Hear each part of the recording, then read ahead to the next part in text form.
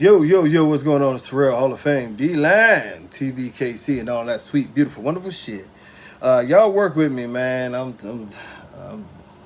hurting. So, yeah, I am tired, but I'm going to work through these videos.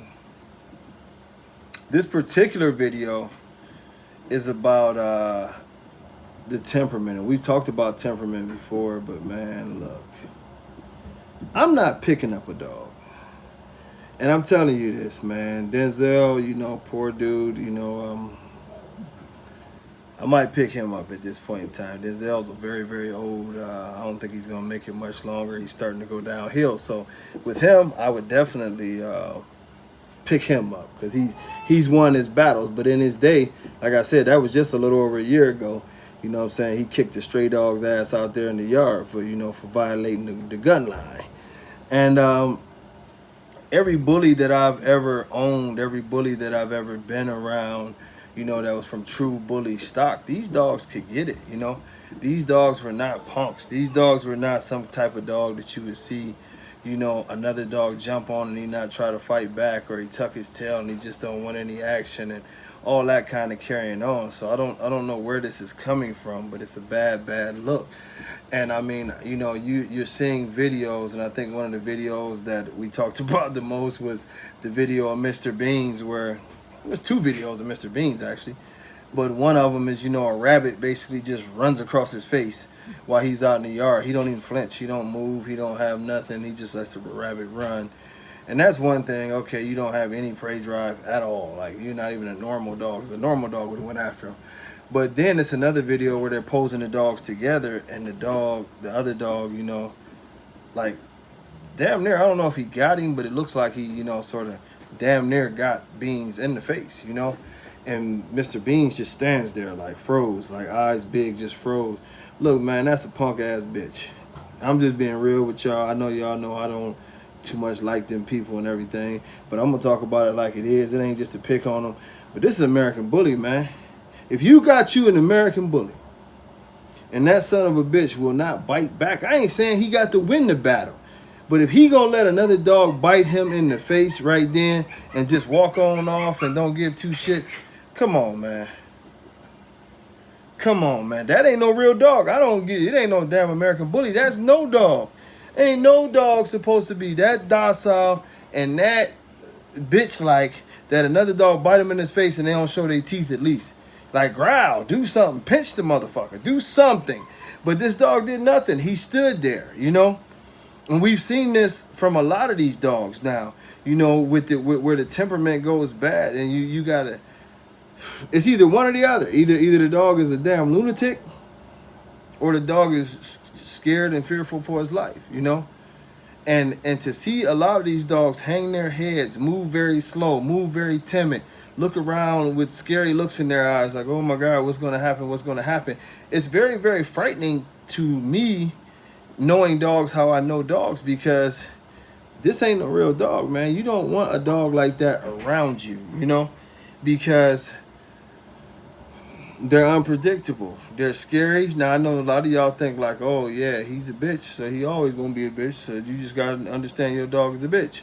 No, that's not the way it works all the time, because this is so far out of the realm of normal dog behavior that a dog won't at least try to defend himself and go back at the other dog, that it makes the dog unpredictable. You don't know what he's going to go after, You don't know, like, if this dog is stable around people. You don't know if this dog is stable around kids. You don't understand, because he's not doing normal dog shit. When you start to look for a pattern of what you want a dog to be, you want your dog to do normal dog shit. We've all seen, grandma got a poodle. That little mom, he'd tear some shit up. Either he'll tear some shit up, or he gonna act like he gonna tear some shit up, but he gonna do something. You're not just gonna have to run and pick the dog up and, you know what I mean? Or, oh my God, get your dog. That type of thing. And so, I thought the damn dog fell. But it's just one of those things that it's amazing to me that people think that this behavior is okay. And it's not just Beans. I don't want to just pick on Beans, because I've seen it from a lot of dogs. You know, the curling of the tail up under their asses, and you know, the shitting in the ring, and not marking, but literally, like, you see males squatting down and just pissing in the ring because they're nervous with their tails between their legs when they see these other dogs. This is bad temperament, man. You know what I mean? It's not just bad temperament. You know, we always think bad temperament in the sense of how they respond to people, which that's very, very pertinent to the conversation. But we also can't forget that you can't look past the way that they act with other animals, because that translates a lot in a lot of situations to how they may respond in certain situations with people. A scared dog is the type that bites. You know, a scared dog is the type that attacks. So if he's showing just basic fear from another dog, you know, he probably will show fear from a human. You know, sometimes, you know, people often talk about kids, and if you talk to a lot of you know what I'm saying, like trainers, and you know, as they call them, dog psychologists and different things of that nature, they'll tell you that sometimes a dog attacks kids because they look weird to them. It scares them. You know, it scares them. I've seen videos to where a dog is so used to being around normal sized people or whatever that you could see he wasn't in a prey situation, because in a prey situation, a lot of times that tail will go up. The body language is totally different. But you'll see this dog sort of look away. And I'm telling you right now, if you ever see a dog start to look away from you, you know, step back. Step back. If you see that dog sort of gaze away and you right here and you like, you know, listen to her. But if you see that dog, you know, gaze away and then sort of give you that little look out the eye, he's about to snap. Trust me, that's a nervous thing. When they start to sort of lean away from you in their head, that's a nervous thing. Like, you've seen videos where people are all up in the dog's face and the dog is just like, hold on, bitch. Hold on, bitch. And they get him. You know, of course, if you see that tail tucked, you know, that's a bad body posture. You know, dogs are just like, you know, us, where they'll slouch a little bit. They'll slouch away. Well, you see a lot of this in the show ring. Look at the dogs in the show ring. This is why one of the favorite tricks of the people who show dogs is to put a knee in the side of the dog. They're putting a knee in the side of the dog because the dog, they always talk about tired. No fucking dog should be tired just standing in the show ring. What it is the dog is nervous. So the dog starts to lean in towards where the handler is. The only person in the ring that they probably feel comfortable with, they're leaning into the handler as a sense of security at this time, you know. And you'll notice like that a lot of them, you know, get very, very tense with the judge, and sometimes they won't bite the judge or anything. And you see the judges, a lot of judges are very good at reading the body language themselves, so they don't just approach the dog, but they'll, you know what I mean. But the dog has to be really, really, really coerced into standing there with and getting inspected, you know, basically. And sometimes it makes them feel better because the judges, a lot of judges are very smooth. And I know when I walk up to the dog, I try to ease the dog and, you know, and try to get the dog in a better place, you know, but it doesn't always work, you know. These are issues that, remember, our ultimate goal when we talk about our dogs is to look at the dog's, you know, possible longevity as far as going on to be a pet and whatever else in our community. So the first thing that we don't want to do right off top is try to act like it's all about, you know, just a look. You know, to see a dog that, like I say, doesn't react to other animals, acts fearful. You know, Mr. Beans was this way, where he act fearful towards people. He wasn't outgoing towards people. You would see him a lot of times have his tail tucked. He would hang his head. He had a very sad demeanor. You know, it was funny when he got home and they would take videos of him out in the yard. He was totally different. He would run around a little bit, but you know, that setting would have his nerves bad. You know, excuse me. And, you know, this is something that, you know, we've seen from also Rocco. You know, Rocco Mania is another dog that he has to be drug around the ring. His body posture is very, very fearful. You know, and these are popular dogs that people wanted to use a lot.